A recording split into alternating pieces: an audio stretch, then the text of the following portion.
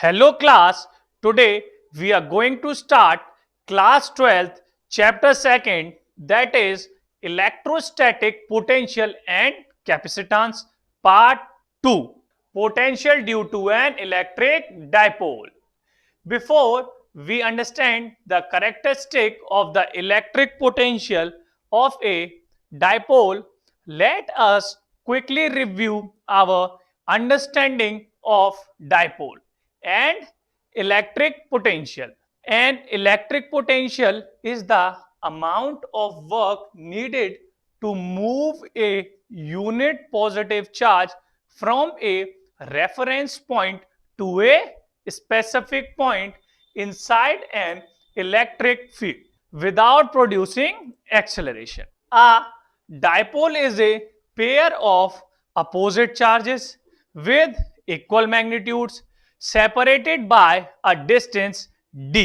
यहां पर पार्ट 2 का सबसे पहला टॉपिक है potential due to an electric dipole.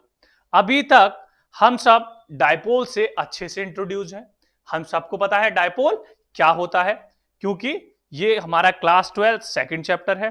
First chapter में भी हम डाइपोल और डाइपोल से रिलेटेड इलेक्ट्रिक फील्ड को कैलकुलेट कर चुके हैं। अभी तक इस चैप्टर के पार्ट 1 में हमने क्या पढ़ा है उसका एक रिकैप ले लेते हैं। हमने पढ़ा, यहां पर बात हो रही है इस चैप्टर में पोटेंशियल की, तो अभी तक हमने बेसिक पोटेंशियल एनर्जी की डेफिनेशन क्या होती है, पोटेंशियल एनर्जी से वर्क डन का जो फॉर्मूला निकला W equal mgh, where m is the mass, g is the acceleration due to gravity and h is the height. हमने पोटेंशियल के फॉर्मूला पढ़ा और इलेक्ट्रोस्टैटिक पोटेंशियल को हम किससे डिनोट करते हैं, V से और फाई से। उसकी हमने SI यूनिट के बारे में बात की जो क्या थी, वोल्ट, और उसकी अदर यूनिट्स थी स्टेट वोल्ट। वहां पर हमने उसका डायमेंशन भी देखा और हमने वहां पर पढ़ा potential due to a point charge. हम वहां पर इलेक्ट्रिक पोटेंशियल भी कैलकुलेट कर चुके थे, किससे, पॉइंट चार्ज से। ये सारी चीजें अभी तक हमने पढ़ी हुई है, जहां पर इलेक्ट्रिक पोटेंशियल से, जिसे हम V से डिनोट करते हैं एक पॉइंट चार्ज के लिए, हमारे पास क्या इलेक्ट्रिक पोटेंशियल कैलकुलेट करेगा, उसके लिए हमने एक फॉर्मूला निकाला था जो था हमारा V equals 1/4 pi epsilon naught into Q over R। अब हम आ जाते हैं अपने टॉपिक पर। यहां पर हम बात कर रहे हैं इलेक्ट्रिक डायपोल की वजह से किसी पॉइंट पर, किसी पॉइंट चार्ज पर कितना पोटेंशियल क्रिएट होगा। अब हम वो कैलकुलेट करने जा रहे हैं। यहां पर हमने एक क्विक रिवीजन ले लिया है डायपोल के बारे में, जो हम समझेंगे उसके डायग्राम और फिगर से। तो देखते हैं उसका figure, that is the diagram of electric dipole. अब हम इसके डायग्राम से ही इसकी डेफिनेशन को निकालेंगे। What is electric dipole? तो डायपोल क्या होता है, यहां पर आप दो चार्ज देख पा रहे हैं, दैट इज माइनस क्यू। दो चार्ज आप देख पा रहे हैं, that is minus Q and plus Q. दोनों मैग्नीट्यूड में कैसे हैं, इक्वल। मैग्नीट्यूड में कैसे हैं, इक्वल। इसका मैग्नीट्यूड क्या है, Q1 1 कूलम, और इसे Q2 मान लेते हैं, इसका मैग्नीट्यूड भी कितना है, 1 कूलम। पेयर क्या है, पेयर ऑफ चार्जेस हैं जिनका मैग्नीट्यूड इक्वल है। It is a pair of charges which is having equal magnitude. इनका मैग्नीट्यूड इक्वल है दोनों का 1 coulomb, but having opposite direction. लेकिन इनकी डायरेक्शन कैसी होगी, अपोजिट। इसीलिए एक के ऊपर यहां पर आप देख पा रहे हैं माइनस साइन है, और ऑन द अदर हैंड दूसरे चार्ज पर क्या है, प्लस चार्ज, जो कि सेपरेटेड होंगे डिस्टेंस d से। यहां पर हमने डिस्टेंस को 2a लिखा है। 2a क्यों लिखा है, यहां पर हम मान लेते हैं डायपोल का मिड पॉइंट है। यहां पर डायपोल का मिड पॉइंट है, डायपोल के मिड पॉइंट से लेके माइनस क्यू चार्ज तक का डिस्टेंस यहां हमने माना है a। कितना माना है हमने, a। और मिड पॉइंट से प्लस क्यू चार्ज तक का हमने डिस्टेंस माना है a, इसीलिए टोटल डिस्टेंस क्या हो गया 2a। टोटल डिस्टेंस कितना आ गया हमारे पास 2a। तो यहां से हमको पता चल गया डायपोल क्या होता है। Dipole is a pair of equal and opposite charges with having equal magnitude and separated by distance d, और डिस्टेंस को आप 2a भी लिख सकते हैं। इंपॉर्टेंट बात है यहां पर, जो डायपोल है वो एक वेक्टर क्वांटिटी है। डायपोल कैसा है, एक वेक्टर क्वांटिटी है। जब आपको पता चला यहां पे जो हमारे पास डायपोल है वो एक वेक्टर क्वांटिटी है। कैसा है, वेक्टर क्वांटिटी। तो वेक्टर से हम सब इंट्रोड्यूस्ड हैं पहले से बेटा। वेक्टर क्वांटिटी है, सबको पता है, इसकी कोई ना कोई मैग्नीट्यूड तो था ही, लेकिन कोई ना कोई इसकी डायरेक्शन भी होगी। इस डायपोल की कोई ना कोई डायरेक्शन भी होगी, और वो डायरेक्शन होती है डायपोल की always from negative to positive charge. Always from negative to positive charge. ये क्या होती है, डायरेक्शन डायपोल की। ये क्या होती है, डायपोल की डायरेक्शन। और यहां पर आप देख पा रहे होंगे P के ऊपर एक डायरेक्शन लगा हुआ है जो कि वेक्टर साइन शो कर रहा है। P के ऊपर एरो क्या शो कर रहा है हमारे पास कि ये एक वेक्टर क्वांटिटी है, और इसकी डायरेक्शन क्या है, from negative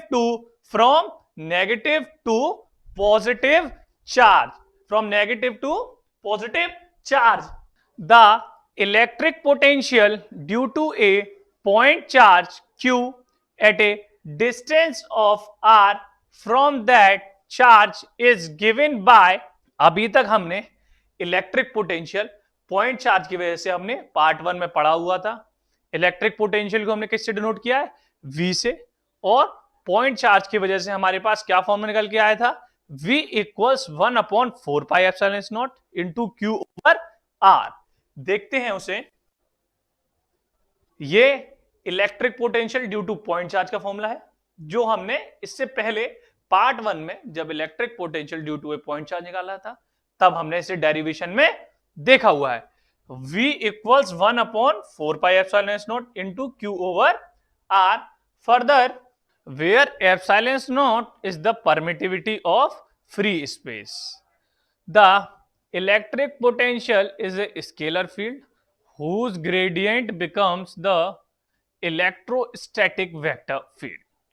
Since it is a scalar field, it is easy to find the potential due to a system of charges. It is the summation of the electric potential at a point due to individual charges. यहां पर electric potential जो कि एक scalar field है, और उसका जब हम ग्रेडियंट करते हैं तो वो इलेक्ट्रोस्टैटिक वेक्टर फील्ड आ जाता है। अभी के लिए आप इतना समझिए कि इलेक्ट्रोस्टैटिक पोटेंशियल कैसा है, हमारी एक तरीके का स्केलर फील्ड है। जहां पर हमने इलेक्ट्रोस्टैटिक चार्जेस के बारे में बात की थी, वहां पे हम इलेक्ट्रिक फील्ड कैलकुलेट कर रहे थे, तो वो कैसा आया था हमारे पास, वेक्टर। और इलेक्ट्रिक पोटेंशियल हमारे पास कैसा है, एक स्केलर फील्ड।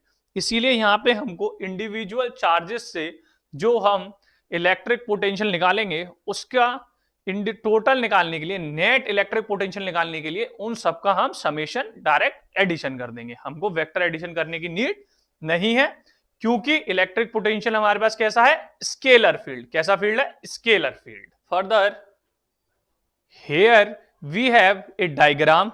अब हमारे पास यहां एक डायग्राम है जिससे हम निकालेंगे इलेक्ट्रिक पोटेंशियल। क्या निकालेंगे, इलेक्ट्रिक पोटेंशियल हम निकाल रहे थे।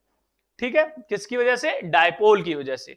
यहां पर आप डायपोल देख पा रहे हैं, आपके पास डायपोल है जिसके ऊपर जो डायपोल है -Q और +Q चार्ज है, जो सेपरेटेड किससे है, डिस्टेंस d से। और हम यहां पर इसके पॉइंट P पर हम इलेक्ट्रिक पोटेंशियल किसकी वजह से निकाल रहे हैं, डायपोल की वजह से। डायपोल आप देख पा रहे होंगे, यहां पर एक -Q चार्ज है, एक +Q चार्ज है, पेयर है इक्वल और अपोजिट चार्जेस का। ठीक है, मैग्नीट्यूड कैसा होगा, दोनों का सेम। -Q और +Q चार्ज का मैग्नीट्यूड कैसा होगा, same. Distance separated by d। इनकी डायरेक्शन यहां पे हमको शो हो रही है, देखिए, प्लस से नेगेटिव से पॉजिटिव की तरफ, और जो एंगल क्रिएट कर रहे हैं वो है थीटा। अब हमको पॉइंट P पर, इस पॉइंट पर इस डायपोल की वजह से लगने वाले इलेक्ट्रिक पोटेंशियल को कैलकुलेट करना है। अब हम यहां पर पॉइंट P है, आप वो देख पा रहे होंगे इस पॉइंट P को। यहां से हम इसको electric field, electric potential calculate करेंगे। किसकी वजह से? इस डायपोल की वजह से। यहां से माइनस क्यू चार्ज से यहां पर जो चार्ज है वो कैसा है? पॉजिटिव चार्ज है, दैट इज क्यू नॉट मान लेते हैं, जो कि +1 कूलम है। नेगेटिव और पॉजिटिव चार्ज, चार्ज की बेसिक प्रॉपर्टी है, ये इधर इसे अट्रैक्ट करेगा। इसकी डायरेक्शन किस तरफ आएगी? माइनस चार्ज की तरफ अट्रैक्टिव, और प्लस चार्ज को रिपेल करेगा, इसकी डायरेक्शन आएगी आउटवर्ड्स। अब हमको दो डायरेक्शन मिली हैं, हमको एक नेट रिजल्टेंट कैलकुलेट करना है, नेट रिजल्टेंट कैलकुलेट करना है, हमको नेट पोटेंशियल बताना है दो अलग डायरेक्शन में। इसीलिए हम क्या करेंगे? दोनों इलेक्ट्रिक पोटेंशियल को माइनस क्यू चार्ज से इलेक्ट्रिक पोटेंशियल और प्लस क्यू चार्ज से इलेक्ट्रिक पोटेंशियल को माइनस कर देंगे, जिससे हमारे पास नेट रिजल्टेंट आ जाएगा। माइनस किस लिए करेंगे? दोनों अलग डायरेक्शन में जा रहे हैं इसलिए।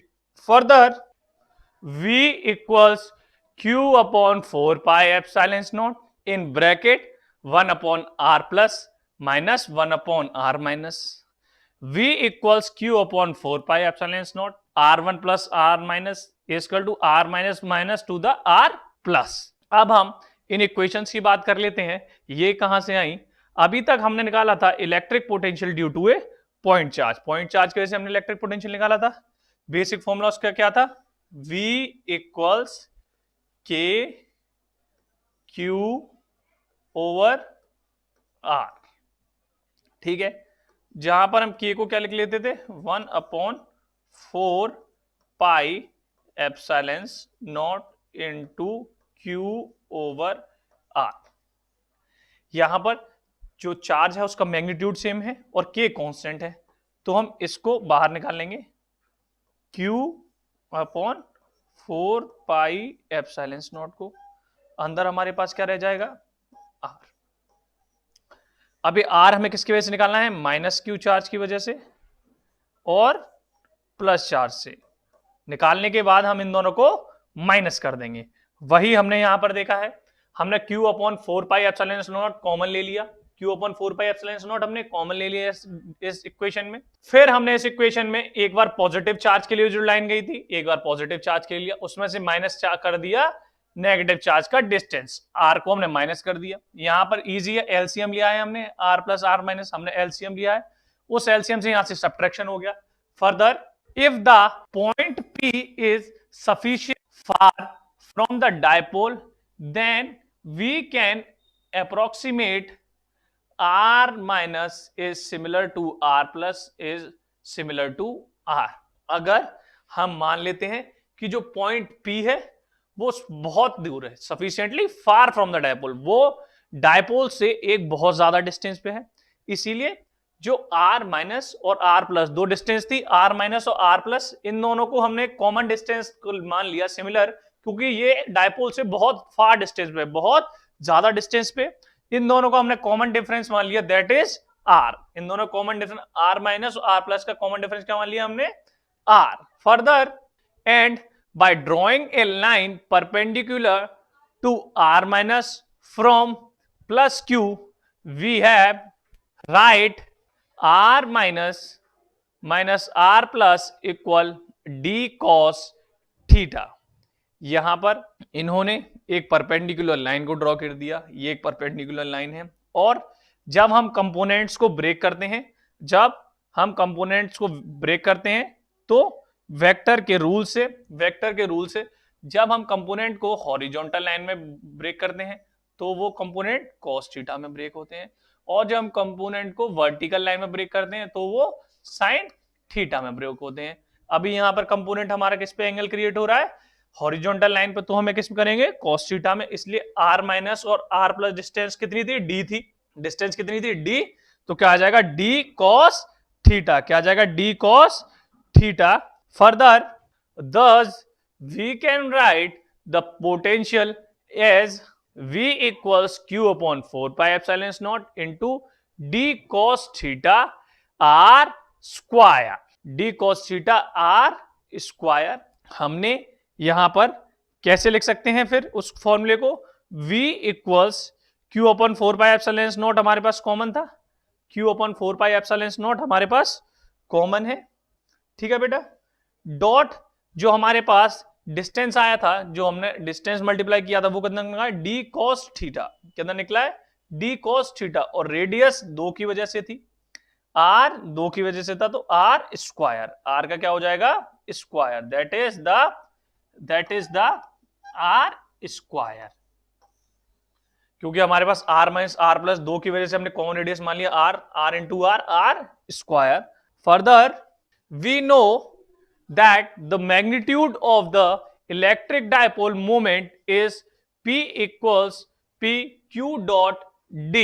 यहां पर हमने देखा, अभी तक हम इलेक्ट्रिक डायपोल मोमेंट की बात कर चुके थे, वहां पर हमारे पास इलेक्ट्रिक डायपोल मोमेंट के लिए एक फॉर्मूला था, वो इलेक्ट्रिक डायपोल मोमेंट एक वेक्टर क्वांटिटी है, इसीलिए उसे हमने P एरोहेड से डिनोट कर दिया। वो क्या थी, Q डॉट 2a, वहां पर डिस्टेंस 2a मानी थी, यहां पर हमने d मान लिए, इधर हमने डिस्टेंस को d लिख दिया है, सिंपल ये है, यहां पर अभी तक हमने डिस्टेंस को d लिख दिया है, ये हमने मैग्नीट्यूड किसका निकाला है, इलेक्ट्रिक डायपोल मोमेंट का, जिसको कि हम चैप्टर फर्स्ट में पढ़ चुके हैं। Further thus electric potential due to a dipole at a point far away from the dipole is given by v equals 1/4 pi epsilon naught into P cos theta over R square. अब हमारे पास electric potential का formula क्या निकल के आया, P cos theta upon R square into 1/4 pi epsilon naught. वहां पर पी हमारा इलेक्ट्रिक डायपोल शो कर रहा है, आपके पास वहां पर इससे पहले पी की जगह क्यू डॉट डी आया था, और क्यू इंटू 2a, उसे हम क्या लिख सकते हैं, पी, और नीचे हमारे पास आया था R square. Further notice that the potential falls off by R square while the electric field falls off by r cube. Also note that when the angle is 90 degrees, the point P is equidistant to both charges and the electric potential is 0. यहां पर जो potential है वो inversely proportional है किसके, distance के, और वो कितना निकल के आया है, v equals 1/r square, inversely proportional है डिस्टेंस के, जो कितना है R square.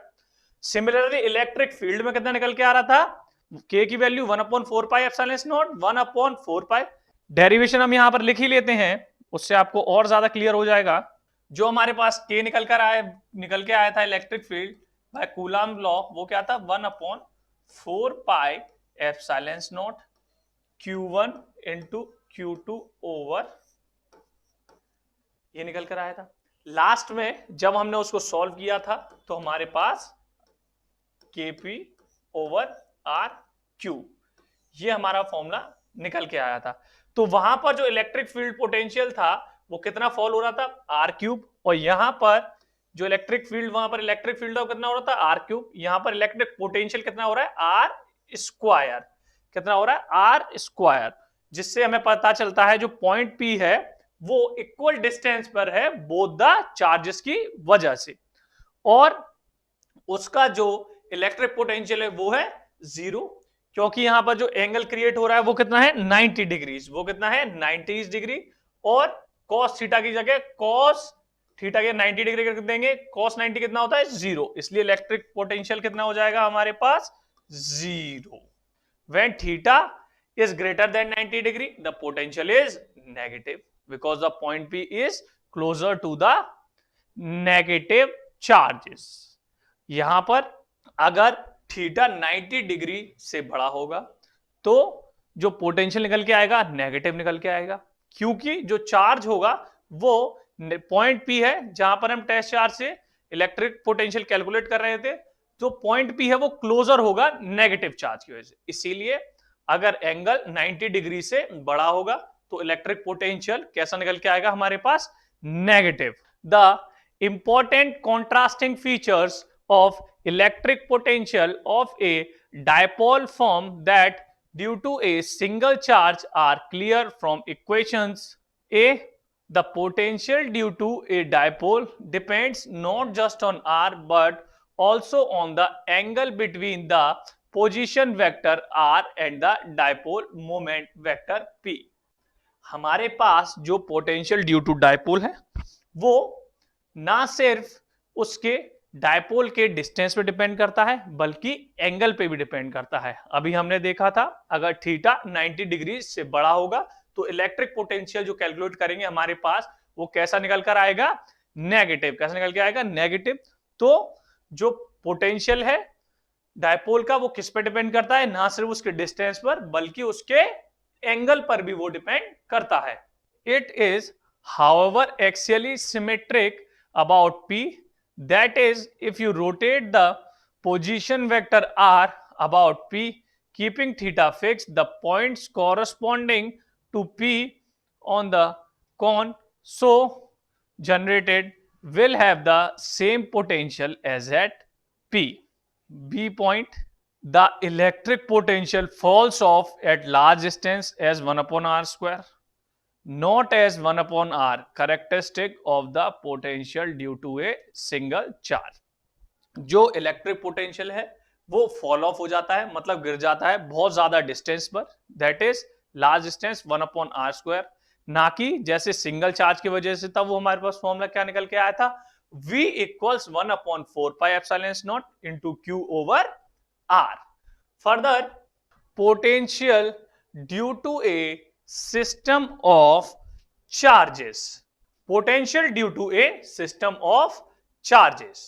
Consider a system of charges q1, q2 and qn with position vectors r1, r2 and rn. Relative to some origin, you can see in that figure the potential v1 at p due to the charge q1 is v equals 1 upon 4 pi epsilon naught q1 upon r1 p. You can see that in the diagram. हमारे पास अब हम calculate करने जा रहे हैं potential due to a system of charges. अभी तक हमने पोटेंशियल जो कैलकुलेट किया था वो पॉइंट चार्ज या सिंगल चार्ज के लिए हम कैलकुलेट कर चुके हैं। हम इलेक्ट्रिक डायपोल की वजह से पोटेंशियल को कैलकुलेट कर चुके हैं। अब हम करने जा रहे हैं calculate potential due to system of charges. जब हमारे पास बहुत सारे चार्जेस हों उनकी वजह से कैसे हम पोटेंशियल निकालते हैं वो हम यहां पर अब पढ़ने जा रहे हैं। सपोज यहां पर एक पॉइंट P है जहां से हमें इलेक्ट्रिक पोटेंशियल कैलकुलेट करना है पॉइंट P पर। किन चार्जेस की वजह से, चार्जेस Q1, इस पॉइंट पर हमें इलेक्ट्रिक पोटेंशियल कैलकुलेट करना है पॉइंट P पर इलेक्ट्रिक पोटेंशियल। चार्जेस किसकी वजह से, Q1 charge, Q2 charge, Q3 charge, Q4 charge and Q5 charge. P से लेके Q1 तक की डिस्टेंस है अपने पास, that is where R1P is the distance between Q1 and P। Q1 और P से बीच की डिस्टेंस क्या है, R1P। Similarly Q2, Q3, Q4 और Q5 जैसे Q1 की डिस्टेंस है, सिमिलरली उस बेसिस में हम अदर 4 चार्जेस की भी डिस्टेंस निकाल सकते हैं। वो उसको हमने नाम दिया है Q2 चार्जेस की डिस्टेंस को R2P, Q3 चार्ज को R3P, Q4 चार्ज की डिस्टेंस को R4P और Q5 डिस्टेंस की R5P। Further, potential at a point due to system of charges is the sum of potential due to individual charges. हमको potential निकालना है system of charges की वजह से, तो वो हम कैलकुलेट कैसे करेंगे, हम पोटेंशियल निकालेंगे इंडिविजुअल चार्जेस से। इंडिविजुअल चार्जेस से पोटेंशियल निकालकर उनका हम सम कर देंगे, उससे हमारे पास आ जाएगा potential due to a system of charges. Similarly, the potential V2 at P due to Q2 and V3 due to Q3 are given by V2 equals 1 upon 4 pi epsilon naught Q2 over R2P, V3 equals 1 upon 4 pi epsilon naught Q3 over R3P. जैसे v का formula हमारे पास था 1/4πε0 q over r। Similar way में यहां पर v2 निकाल रहे हैं, इसीलिए हमने चार्ज 2 रख दिया, और चार्ज 2 से p तक का डिस्टेंस कितना था, r2p। सिमिलरली v3, ऐसे ही हमारे पास v3 आ गया। Further, where r2p and r3p are the distances of p from charges q2 and q3 respectively, and so on for the potential due to other charges. By the superposition principle, the potential v at a p due to the total charge configuration is the algebraic sum of the potential due to the individual charges. V equals V1 plus V2 plus dot dot dot till Vn। हमारे पास principle of superposition charges की वजह से point P पर लगने वाले individual charges का हमने calculate किया। V1, V2 और V3 को हम निकालने के लिए हमें टोटल इलेक्ट्रिक पोटेंशियल निकालना है। हम उनका एल्जेब्राइक सम कर देंगे V1 plus V2 till Vn। Vn मतलब जितने भी हमारे पास नंबर ऑफ चार्जेस होंगे उनके वजह से जो इलेक्ट्रिक पोटेंशियल कैलकुलेट होगा उसका नेट निकालने के लिए हम उनको इंडिविजुअल निकालकर टोटल ऐड कर देंगे। Equals 1/4πε0 q1 upon r1p plus q2 over r2p plus dot dot dot plus qn over rnp, जहां पर हमारे पास 1/4πε0 कॉमन है और q और r को हमने एक ब्रैकेट में ऐड कर लिया है। q1 upon r1p plus q2 over r2p plus qn over rnp. Further, if we have a continuous charge distribution characterized by a charge density rho r, we divide as before into small volume element each of size del v and carrying a charge lambda del v।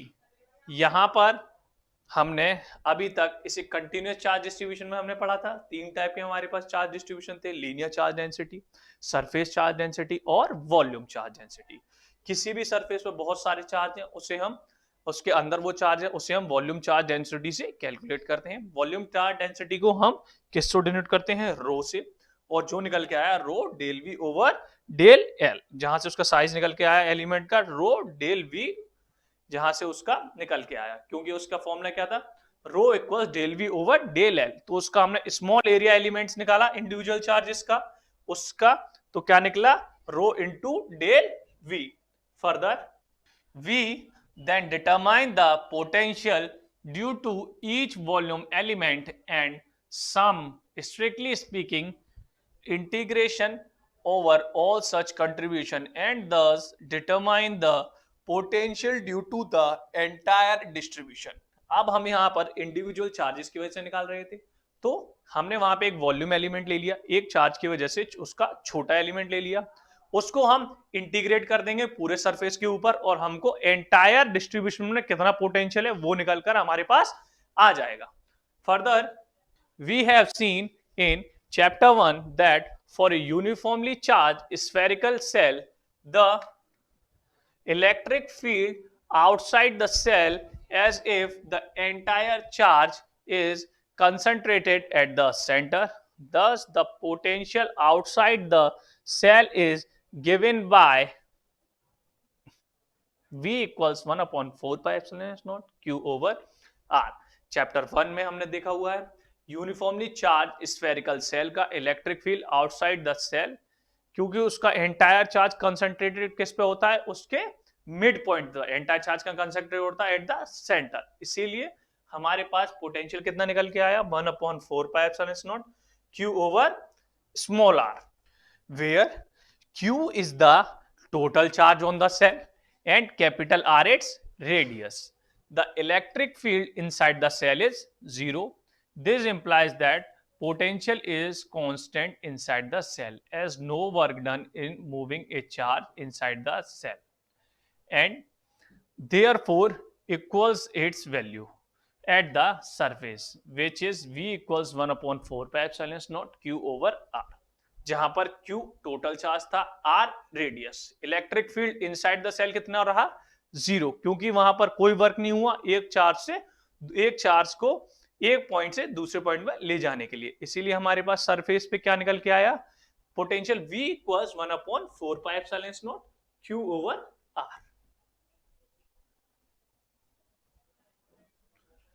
Thank you class.